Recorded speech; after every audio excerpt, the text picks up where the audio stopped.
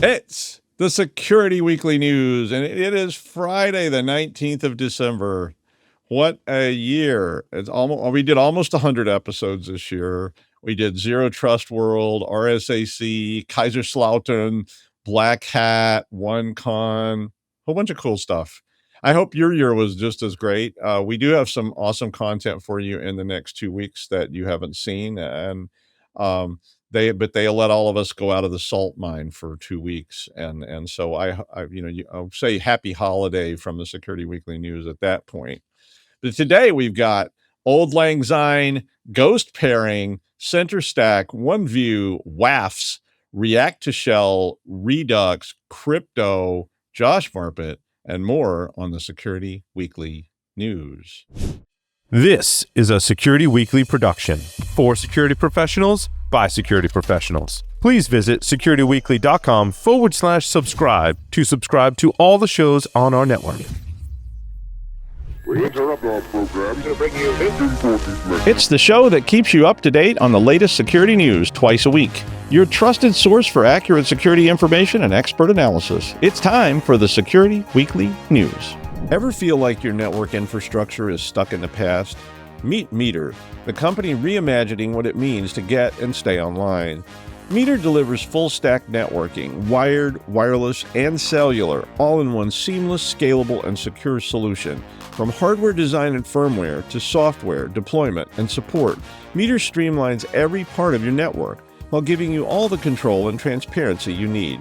Whether you're managing a branch office, retail stores, or a massive data center, Meter gives you performance, reliability, and the visibility you need to stay in control. Thanks to Meter for sponsoring. Go to securityweekly.com/meter to book a demo now. That's securityweekly.com/meter, METER. Ransomware, supply chain attacks, 0 days. Cyber threats don't wait, and neither should your defenses. With ThreatLocker, you're not just reacting to threats, you're stopping them before they start. Our Zero Trust endpoint protection locks down your environment with pinpoint control over what's allowed to run and what's not. No guesswork, no blind spots, just proactive, built-for-now security that keeps your business moving. Want to see how a true default deny strategy works? Head over to securityweekly.com/threatlocker and take the first step towards shutting the door on threats before they even knock.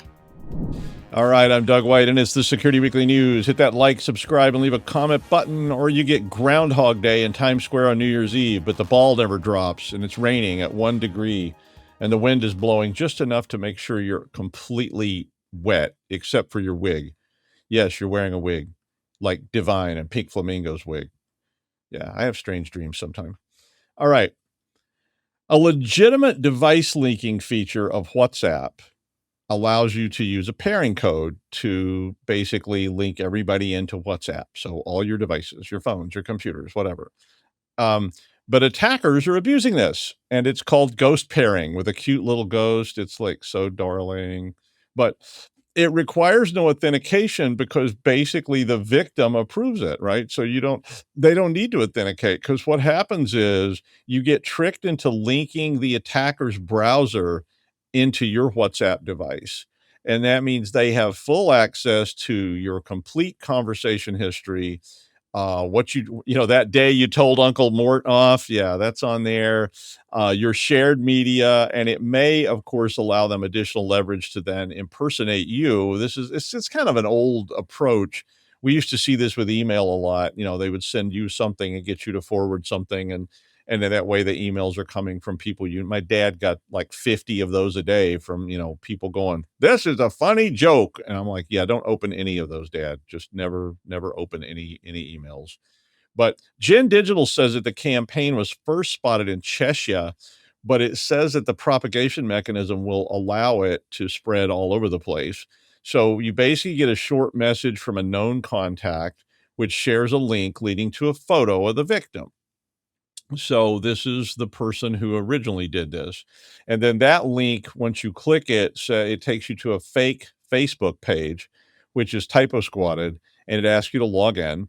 Then the verification page triggers the WhatsApp device pairing, and the victims are asked for their phone number, which is then used to initiate a legitimate device linking or a login process. WhatsApp generates a pairing code, which is on the fake page, but it's a legitimate pairing code for WhatsApp. And then if the victim enters the code, well, that's it. They got you. So go to your settings and leak devices, and you can see if there's anything funny in there, which may be challenging. But, I mean, honestly, my policy's been maybe go in those leaked devices maybe once a year and just delete everything. It's kind of like deleting all the logins from your Netflix or whatever. It's just like, who is this? It just cleans everything up. Make them, issue a new key every year. The problem is that this exists in a lot of different messaging apps that are all basically using this kind of approach. This has been linked to Russian attackers. So don't let you and all your friends get got for the holidays, because that just makes the holidays that much more fun, right? Clop continues to be around, and they are now targeting Gladinet Centerstack file servers. If you don't know, Gladinet Centerstack allows secure file sharing through all sorts of different vectors without having to use VPN. So it sort of has its own built-in sharing approach. And according to them, they claim there are thousands of businesses using this in over 49 countries. Gladinet has released security updates to address a lot of different security flaws since April, and there was a lot of them were 0 days. And Clop is kind of like, along with probably others, has figured out that, there's a lot of holes in this. So Clop is currently scanning the internet for exposed Centerstack servers, and Curated Intelligence said that there were at least 200 unique IPs running Centerstack logins as of Thursday. So, patch, ensure you control who's accessing your file servers anyway. Don't trust anyone. Don't just allow blanket anonymous access or any of that kind of stuff, whether it's exposed or not. Or you're going to get, fun dealing with all your bases are ours kind of message. All your base are ours is what that message said, while everybody else is drinking eggnog. Personally, my version of eggnog is just whiskey in a glass. I skip the egg. I skip the nog. In fact, a lot of times around the holidays, I skip the glass. Yeah, I just go sit upstairs by my fireplace with a bottle of Pappy Van Winkle that one of you sent me. If you haven't sent it yet, you might want to get around to that. I know that CVSS scores don't tell the whole story, and we've always had lots of conversations on Paul's Security Weekly and other places about, CVSS and people putting too much stock in that. But a 10 is always a 10. I mean, a CVSS 10 always gets your attention. This particular 10 is a remote code execution vulnerability. Yeah, like the worst kind of 10 there is, right? And that's just a special kind of fun when you've got remote code execution vulnerabilities that can be done without authentication and on and on and on. And there is one in Hewlett-Packard. Boy, I misspelled this badly. Hewlett-Packard Enterprise. I think I have my hands on the wrong. Probably that was my cat was bugging me. Hewlett-Packard Enterprise OneView. If you don't know what OneView is, you probably should. It's a network management tool that basically allows you to consolidate a lot of stuff. Your servers, your storage, your network devices all get put in there, and you can sit back in the comfort of your GT Omega chair in the server room. GT Omega should sponsor me. You hear that, GT Omega? Don't make me say Krampus over there. Or, I have another one. A Jola Kuterin. Sorry, Icelandic friends. I probably mispronounced that. It's a giant Icelandic cat that comes at the holidays and eats you if you don't get any new clothes by Christmas Eve. It's like Struwwelpeter, which is this German book of tales about what happens to bad children. Like, oh, you did this, you get your fingers cut off. And it's like, oh yeah, no, okay. But that thing is called the Yule cat, and they also in Iceland have Grilla, which is a child-eating giant. I'm sorry about the pronunciation, but anyway, OneView is accessing a lot of things, and someone can run remote code on those things unauthenticated.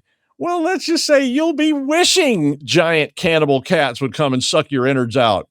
I mean, it's like that'll be your holiday, like just in the server room going, okay, I'm ready.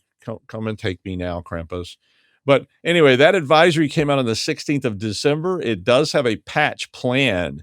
It was not simple. So, maybe this is the time of year to patch all good things or something like that. Or the Yule Cat will come and suck your innards out with some fava beans and a nice Chianti. Yeah. I'm just quoting him. A study by let's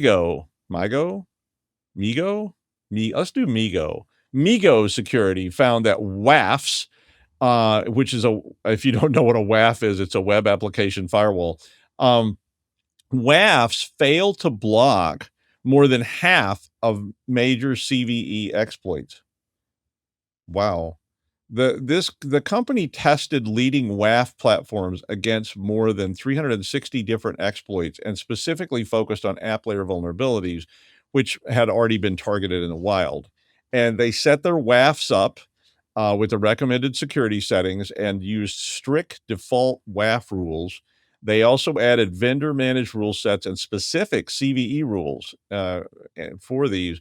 And they did not say which platforms they tested. They said that was not the purpose of these tests. They were not trying to bash any particular WAF. So if you have a WAF, but out of the box, only 48% of the CVEs were actually blocked by these sometimes pretty expensive devices. They also noted that most WAF vendors took an average. To me, this was the killing joke. WAF vendors took an average of 41 days to publish CVE specific rules after the vulnerability was disclosed. Yeah, didn't like to hear that. I mean, it takes attackers take like 4.1 minutes to start exploiting stuff once it's released now. So, I mean, it could be a problem if the exploit's released, the attackers are like, let's code this up. And your vendor of your WAF is going, yes, in 4 to 6 weeks, we'll try to get something out. By then you're pretty much toast. So be careful. Because just because the marketing materials say stops all attacks in their tracks, you may want to test this and see if this is actually true, or just like 4 out of 5 doctors say Chesterfields are the milder smoke. Yeah, the 5th doctor died before they could get a response. But, that's marketing, and marketing is going to keep doing that. So, your WAF may be telling you that is the safest environment, but if it's taken them 41 days to get you an update, and it takes attackers, I think the actual number is like 2 days before exploits start appearing, and that gets faster all the time. So you might want to ask them some pretty serious questions about how long it'll be before an update. Of course, they may actually not tell you the truth either, right? Oh, sure, it'll be right away, like within minutes. But you might want to check that. Well, like many universities eager to jump on the next big buzzword, AI has become a university litany. And I've seen it. We see it everywhere. The history of Western civilization, AI. Jazz trumpet now with AI.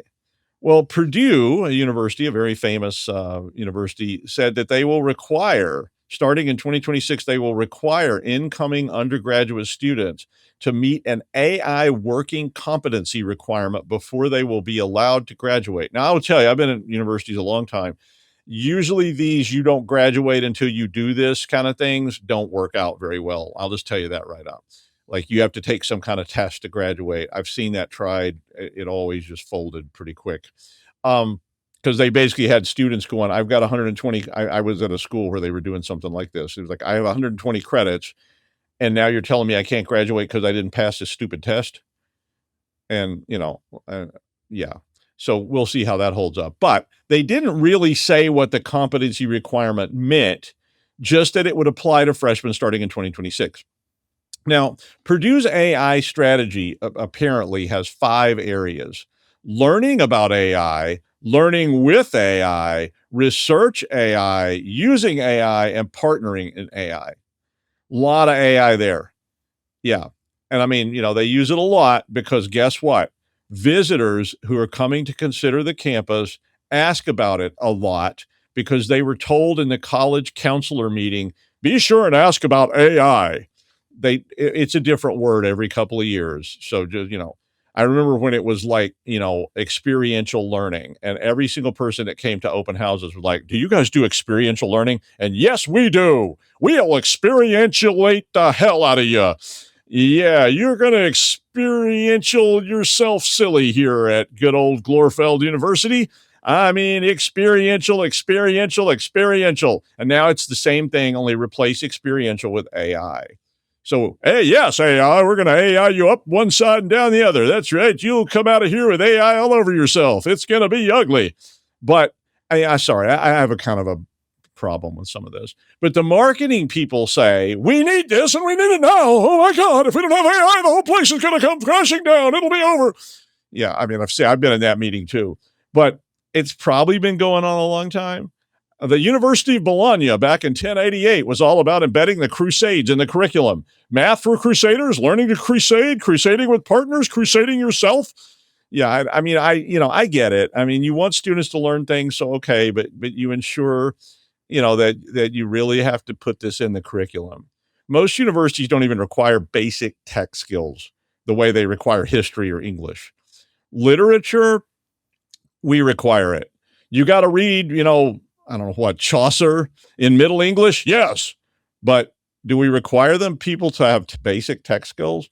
But hey, all of a sudden, we're all about AI. You're going to learn AI. You're going to learn it now. AI is going to be the only way. The only way it's going to be all over the place. You're going to be AI. I guess we'll find out. It's not just Purdue, mind you. This is, yeah. Pick any university. I did want to mention React2Shell, which is, if you haven't heard, is an unauthenticated code vulnerability. Another one of these fun things. It affects React server, and it's under heavy exploitation. Most of the attacks are being attributed to nation-state hackers who are deploying rats, so they can get back in your network later. But there are people deploying crypto miners, and everybody's trying to get in on this now because this is this big vulnerability. In the latest development, S-RM reported that they had responded to an incident in which the React2Shell vulnerability was used to gain initial access. Might as well. And then they deployed ransomware this time with no additional lateral movement. So it's just sort of one of the all your base are ours again. They didn't even bother. They're just like, okay, we got on a web server, let's do it. But they broke in with React2Shell, and then they ran a PowerShell command that established a Cobalt Strike beacon for a command and control channel. And then after that, instead of what I guess everybody would have expected, they deployed the WEXR, I don't know how to say it, Waxor ransomware, Weaxor, I don't know, WEAXOR. Weaxor encrypts files and appends them with the extension Weax. Oh, it's almost like Elmer Fudd saying React. Weax. I am Weaxing to this Webbit. Yeah. I mean, the bottom line is this is a huge vulnerability. It needs to be patched ASAP. And I mean, it is patched, but you need to patch it. Not just, we need a patch. There is a patch. Put the patch in place. I mean, everybody's using this as an initial entry point, whether they're nation states or a guy named Chet from Toad Lick, Arkansas, and everybody in between. So one, do you have React server or components of React server in JavaScript? Two, you need to block access to this stuff and patch now, or you'll have a fun holiday testing your restoration process on your encrypted servers, if you're lucky, or hunting intruders in your network. I don't know, your call. Although hunting intruders is pretty fun. I mean, it beats, to me anyway, it beats that family party where Great Aunt Ida, has the vodka and the holiday cup. Like, let me tell you another thing. You smart alecky college types. Yeah. Those we've all been to that party, right? Now, I don't want to get involved in crypto politics, and there's a lot of that too. And I don't want to get involved in politics, period. If you love Sir William Blunt, or you hate Lord Henry, or whomever you like and dislike, and those other people are idiots, and on and on and on, fine. I hate politics. But I did want to talk a little bit about cryptocurrency. It's here toward the end of the year. Crypto, as you well know, is a very hot topic with investors. It's kind of like AI. Everything's got crypto in it. We're investing in crypto. Yes, we are.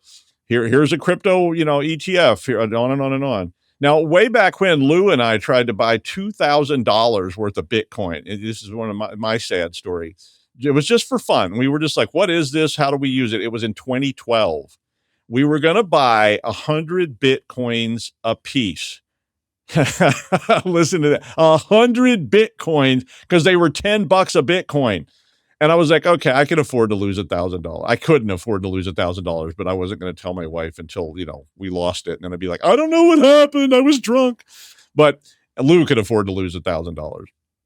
I was hoping Lou would pay for mine too. But anyway, I mean, my 100 Bitcoins today would be worth about $8.9 million. So, I would be with Jack somewhere drinking tiki drinks and complaining about the government, but we couldn't find any place to do that we could walk into with $1,000. Because back then there was no way to buy this stuff except by going to very sketchy businesses with a bag of money going, here, take my cash. I was like, yeah, I'm not doing this. But, so here I am, still with you. But the point is, crypto in all of its forms is incredibly dangerous and volatile in terms of return. I'm not telling you not to do it.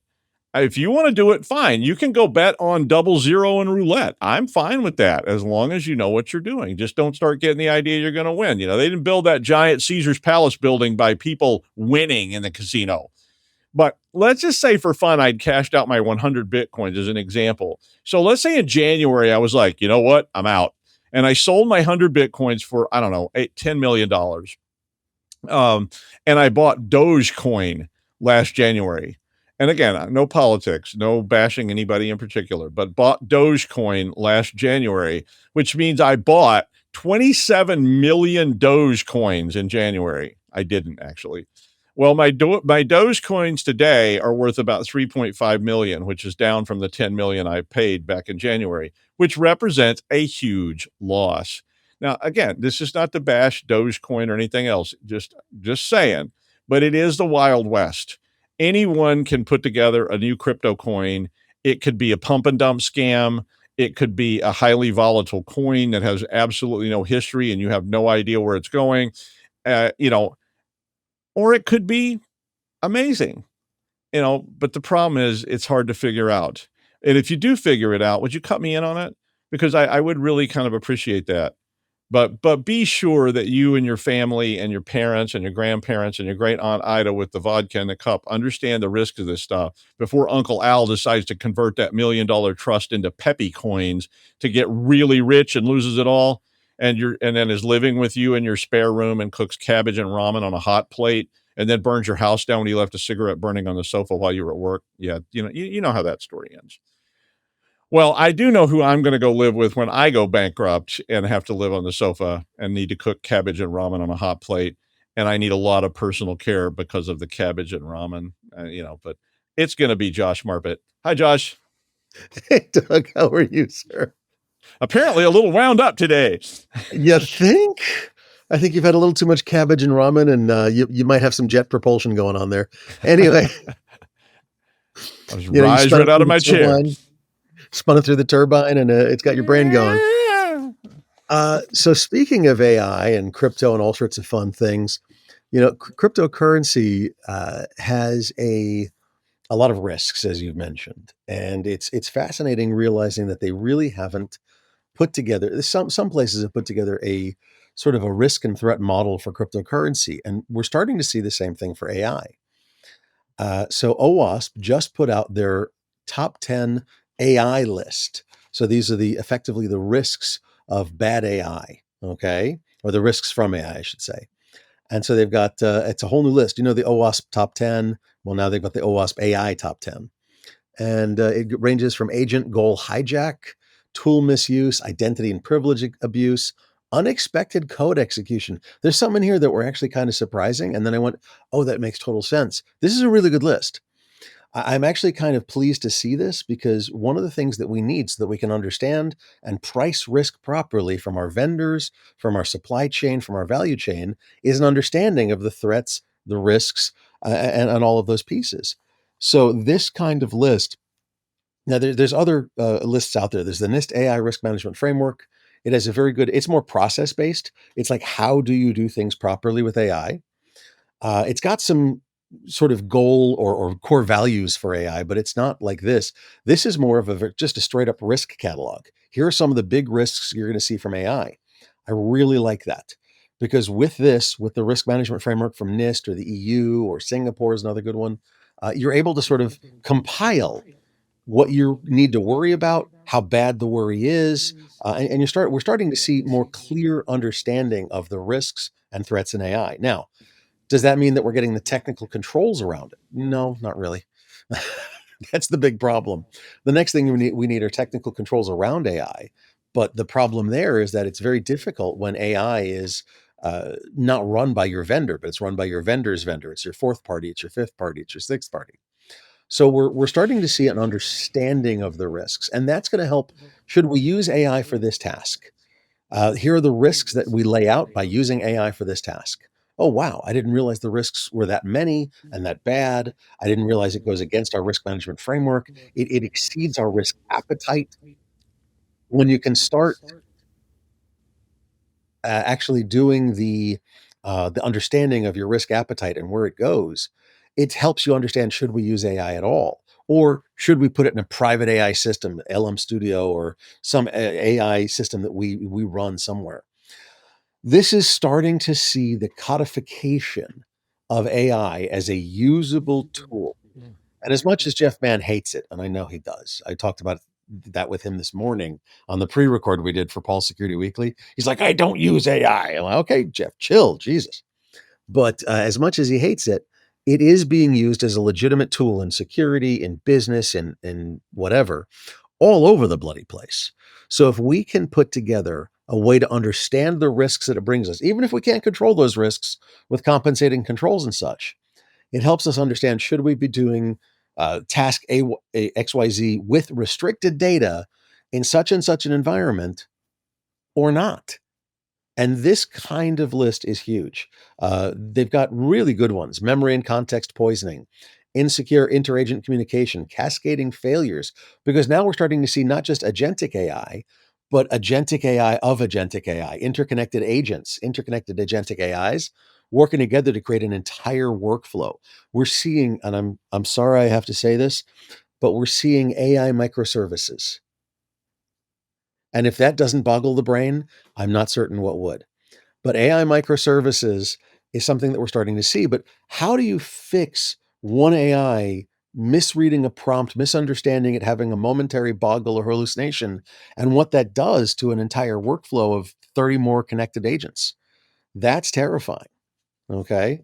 And plus, they do actually some of the social engineering. The ninth one on the list is human agent trust exploitation. Most, and I'm going to stop after this one, but most people, a majority of use of AI in personal use, not business use, is therapy. And so what we're seeing is that people start trusting the AI. They don't validate or peer review the answers. And when that happens, you're really walking on thin ice. But if you can make that happen deliberately, you can extract information via social engineering. And it's absolutely fascinating, absolutely horrifying. And all of those AI girlfriend ads you see, and Doug, I know you see them a lot. We got to be careful. A lot of them are not done by what you might call friendly people. And so they're in there to see what your fetishes are, your preferences are, your password is, your username is. What was the name of your first dog? Hey, that sounds like a security question. No, I just want to know how to personalize things for you. Yeah, right. Okay. So, and it's not just the AI girlfriends. Any AI that you interact with on a regular basis, you start to trust, just because we're human and we like trusting people. They're not people, they're machines. And it's not that they're a digital person either. I'm totally willing to believe that there can be digital people at some point. This is just an application. Remember, this is not the most right answer. This is the most popular answer. Okay. AI is an amazing assistant and an amazing tool and an amazing help. It is not a person. So, thank you. Doug, back to you. I had a real girlfriend steal my car. But yeah. It turned into a pretty interesting story because another person I knew called the police because they thought I was missing. And then the police were looking for my car, which they found at a frat house where this other girl was with some guy named, Biff or something. And I was like, you stole my car and took it to a frat house so you could see this guy. Thanks. That's great. Well, I was trying to solve this programming problem, but yeah. Anyway. All right. Well, thank you, Josh. Don't trust AI. It's going to lie to you. It's going to let you down. It is. It's going to be said. Trust your cats. They will never let you down. They will always do what cats do, which is probably puke on your bed right before you try to go to sleep. But that's okay. They're cats. You knew they were cats when you picked them up. Thanks, Josh. Well, so I usually do a fun story here at the end, but I did just want to finish it out with a holiday message for all of you. I did want to thank all of you for watching this show religiously, although some of you not religiously enough. You know, sell all your worldly goods and send them to me, and then you will be forgiven. But regardless, we really do appreciate getting to share all of this with you all year and see you at cons and see everybody and have fun.